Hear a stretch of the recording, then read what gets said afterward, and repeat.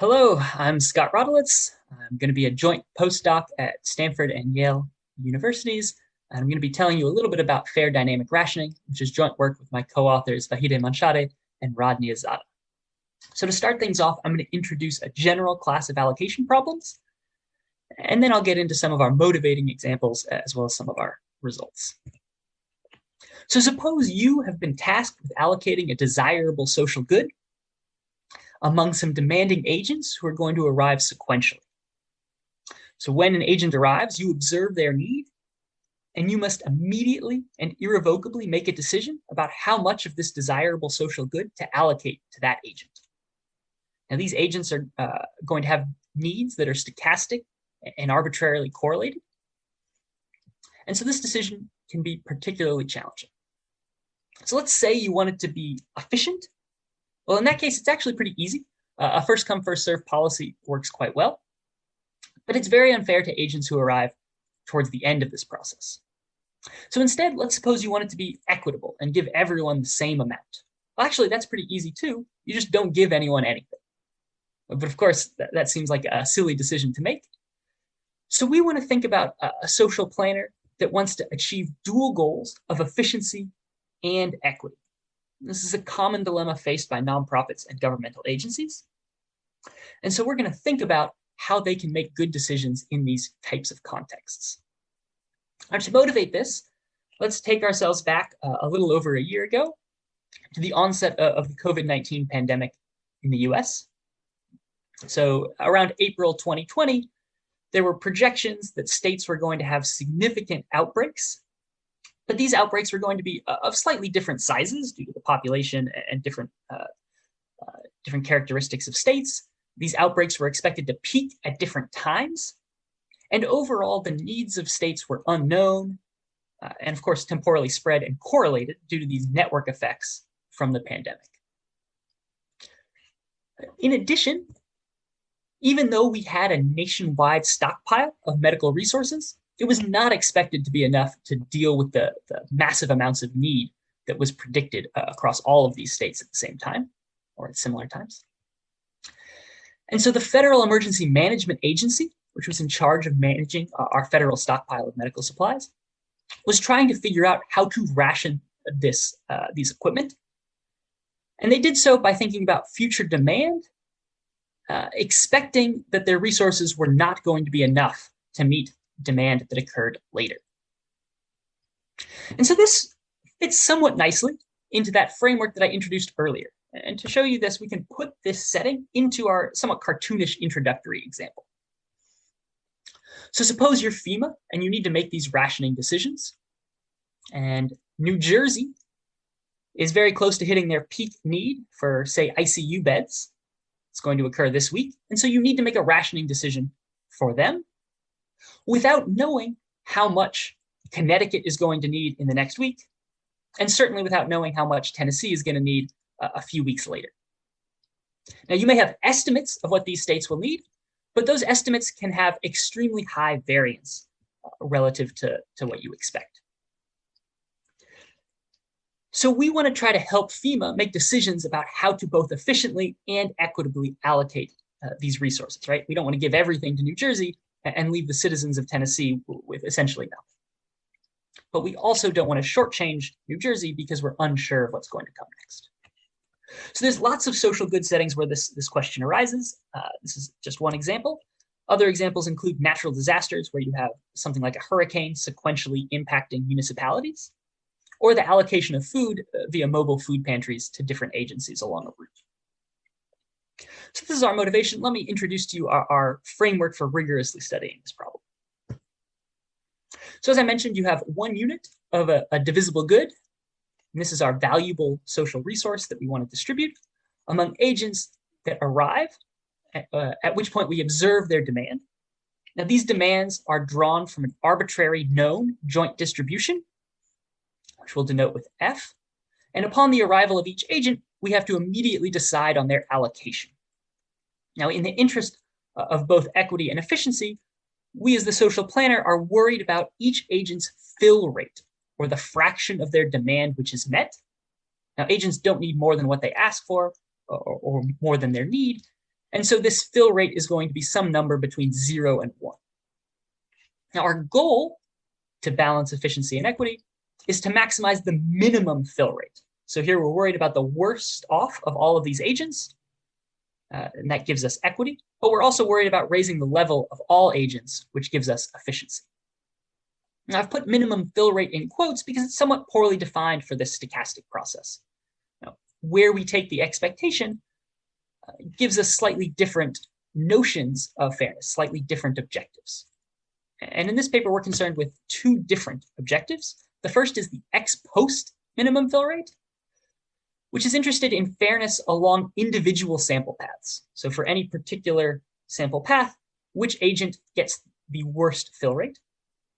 But we're also going to be interested in the ex ante minimum fill rate, which is saying when averaging over all sample paths, which agent on average is going to have the worst fill rate? All right, so these are the two objectives we're concerned with. I've introduced our framework for you, so I'm going to jump right into our main results. In this paper, we're able to show that an adaptive policy simultaneously achieves the best possible ex post and ex ante minimum fill rate guarantees. So said another way, there is no policy, no sequential policy, which can guarantee a better ex post or ex ante minimum fill rate. So not only do we have these strong theoretical guarantees for our policy, the policy that we introduce is computationally efficient and transparent, which is particularly important in these public sector settings that we're motivating this work. Our policy also requires minimal informational knowledge about this joint distribution F, and it naturally generalizes to a few extensions. All right, so before introducing our policy, I'm going to start by considering a simpler setting, which helps motivate our definition of these fairness guarantees, and which will help in the design of our policy. So you can think of this as a warm-up. How should we allocate this scarce resource if the demand sequence was deterministic? So if we knew the demand sequence in advance. I'll let you think about it for a few seconds.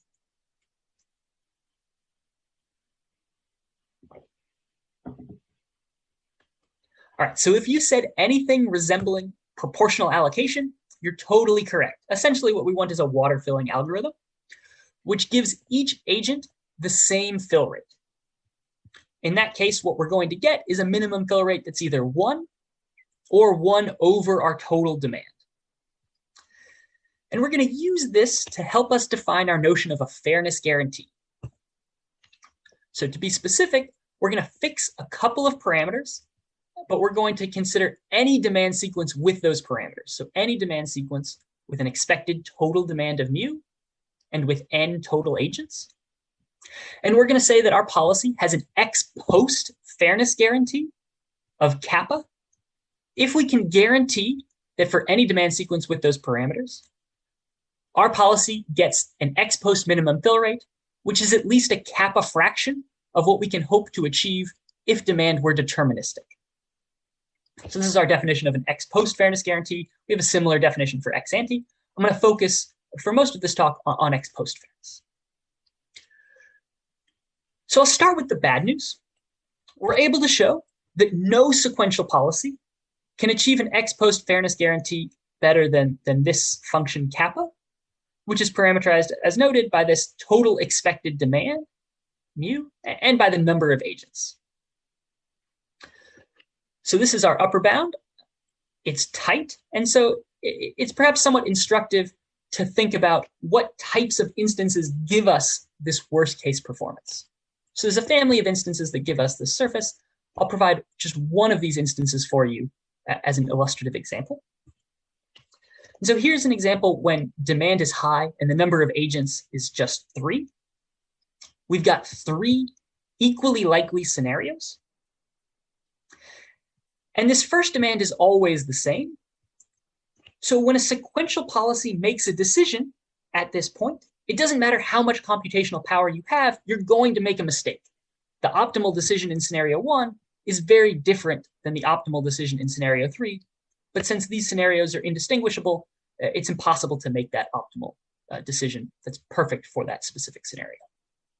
Now, after making your first decision, If a demand is realized by the second agent, again, you have to make a decision without knowing which scenario you're in, and you're going to make another mistake. So these instances are particularly hard, but they're also entirely reasonable in practice. If you think about the example of a hurricane that's sequentially hitting municipalities, but potentially veering off to sea at any moment, you get something like this triangular example. So it's important to have a policy that can do well on these hard instances, and we're excited to report that our policy does exactly that. So in particular, the policy that I'm going to introduce for you is called projected proportional allocation. And it's based on our optimal policy if demand were deterministic. Now, of course, we don't know future demand, so we can't allocate exactly proportional to that unknown future demand. Instead, we're going to do the next best thing, the simplest alternative. We're going to use the expectation for future demand as a proxy for what that future demand will be. And we're going to allocate proportional based on that. So our first allocation is just going to take this first demand and allocate proportional to what we expect future demand to be. When we realize what that second demand is, we're going to take our remaining supply and allocate that proportional to that future demand. Now note that we're updating here our expectation for this third demand based on what we've observed so far. So our policy is adaptive, which allows us to adjust depending on the correlation structure of these demands. Now we're able to show that this projected proportional allocation policy achieves an ex post fairness guarantee of exactly kappa, parameterized by both this total expected demand mu and the number of agents. So it's a matching lower bound. And we show this result by inductively establishing a lower bound on the value to go of our policy for any particular state. I'll leave the details of that to the paper, and instead just highlight that this policy is simple, it's transparent, and it requires minimal distributional knowledge. All we need to know at each step are these conditional first moments of the demand distributions. So we're excited that our policy has both these strong theoretical guarantees as well as these desirable properties. So far, like I said, I've focused on ex post fairness. We do have analogous results for the ex ante fairness. Those are, I'm going to leave to the paper. They're fairly similar proof ideas and results, although the numerical guarantees are quantitatively different for n greater than 1 agents. Now, this policy is adaptive. And so one natural question is to wonder whether a simple non-adaptive policy could do just as well. And so to study this question, we considered a class of policies that we call target fill rate policies, which predetermine a threshold tau. And when a demand is realized, it allocates a fraction tau of that demand to each agent until the supply runs out or until all of the agents have arrived. So given a joint distribution, one can optimize over this threshold tau and consider the optimal target fill rate policy for a particular instance. And in the paper, we characterize the performance of this optimal target fill rate policy. We're able to show that it achieves a tight ex post fairness guarantee, which is strictly less than the guarantee provided by our PPA policy. Now, for some parameters, it can be pretty close, right? When there's a number of agents that's quite large, and when the supply is particularly scarce relative to demand, then the performance asymptotically is equivalent in terms of the ex post fairness guarantee. But when there's a limited number of agents, as well as a reasonable level of scarcity, what we find is that our PPA policy achieves a significantly higher ex post fairness guarantee.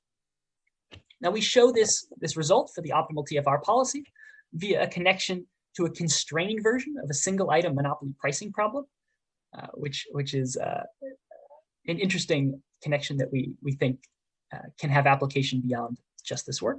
The details of that are in the paper. I encourage you to check that out. I want to just highlight that this TFR policy is also simple, it's also transparent, and it also requires minimal distributional knowledge, although the information that it requires is somewhat different. So for our policy, what we need to know are these conditional first moments of each marginal demand. For the optimal TFR policy, we need to know the full distribution, but just for that joint demand distribution, because it's a non-adaptive policy.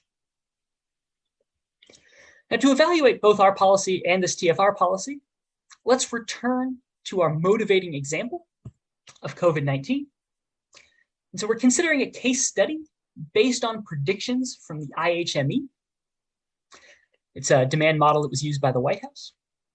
And so we've created projected need for each state based on their need for ICU beds that was predicted on April 1st. We partitioned states into 4 groups based on when this peak need was expected to occur. Now, the IHME didn't give a full distribution of these needs. It only gave a few percentiles. So we've placed a normal distribution on top of those percentiles. And we've simulated by drawing from this distribution with varying levels of correlation across these different groups. So because we've created this well-defined optimization problem, we can also formulate a dynamic program.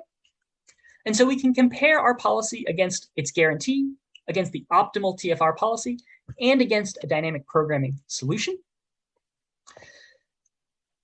And we're excited to report that our policy significantly outperforms its guarantee. It significantly outperforms the TFR policy, the optimal TFR policy, especially when there's correlation, because our policy takes advantage of that, is adaptive and takes advantage of this information that it gets as demands are realized. And it performs quite similarly to this dynamic programming solution. Now, this simple instance that we created was done in part so that it was somewhat straightforward to calculate this dynamic programming solution. We have a clear, simple correlation structure, simple normal distributions. In practice, computing this dynamic programming solution can often be intractable. And so I want to highlight that our policy is almost as fair as this DP solution, but it's much simpler, it's more transparent, and you don't need this full distributional information that you would need for a DP solution. All right, so to quickly summarize, what we've done in this work is thought about how to achieve dual goals of equity and efficiency when facing an arbitrarily correlated sequence of demand. And we've shown that all you need is a simple and transparent policy, which we call PPA.